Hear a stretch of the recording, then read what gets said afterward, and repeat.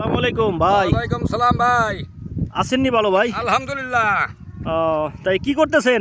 এই যে পেঁয়াজ গাড়তেছি। পেঁয়াজ কাটতেছেন? পেঁয়াজ কাটতেছেন, এটা কি হ্যাঁ। পেঁয়াজ এটা? এটা হলো সুপার কিং। Super king. হ্যাঁ, এগুলা আপনার হলো ওই আপনার মানে এই যে এইগুলা যে চারা, এই চারাগুলো কি আপনাদের কেনা নাকি আপনার না, হলো আমার খেতেই বুনছিলাম। খেতেই বুনছিলেন? হ্যাঁ, তাই আপনার তো এই যে এত অল্প লোক কেন?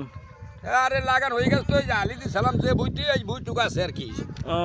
এই বইটুকু আছে, এ নিজেই লাগাইতেছি। নিজেই লাগাইতেছে না? তো আপনার এই যে লাগাইলে এটা কয় মাস পরে তুলবেন? এটা ধরেন চৈত্রিক মাসে তুলবো। চৈত্রিক মাসে তুলবে? হ্যাঁ, তো আপনার হচ্ছে কাঠায় কত কেজি কিংবা কত মন করে হওয়ার সম্ভাবনা আছে? মনে করেন 80 মন হবে বিঘায়। বিঘায় 80? হ্যাঁ, তা কয় শতকের বিঘা এটা? এটা 42 শতাংশ বিঘা। 42 শতক বিঘা।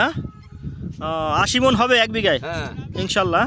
তাহলে আপনাদের এই এক বিঘা জমি লাগাইতে মানে টোটালে খরচ কত হয়? মিনিমাম 50,000 টাকা যাবে আর কি। 50,000 টাকা যাবে এক বিঘা জমি? হালি দিয়ে আপনার এই কৃষক দিয়া চাষবাস সব সার পানি দিয়ে ঘরে যাওয়া পর্যন্ত 50,000 টাকা যাবে। 50,000 টাকা যাবে। 50,000 টাকায় সে 80 মন পাবেন ইনশাল্লাহ, হ্যাঁ, আশা করা যায়। হ্যাঁ, আশা করা যায়। তাই তো ভালোই। আপনারা ধরেন যখন এই পেঁয়াজটা হবে, হওয়ার পরে আপনার কত টাকা মানে মন হইলে আপনাদের একটু ভালো হয় আর কি? আমাদের কৃষকদের যত দেবে ততই ভালো হবে। তাও আনুমানিক আপনাদের একটা চাওয়া আছে না?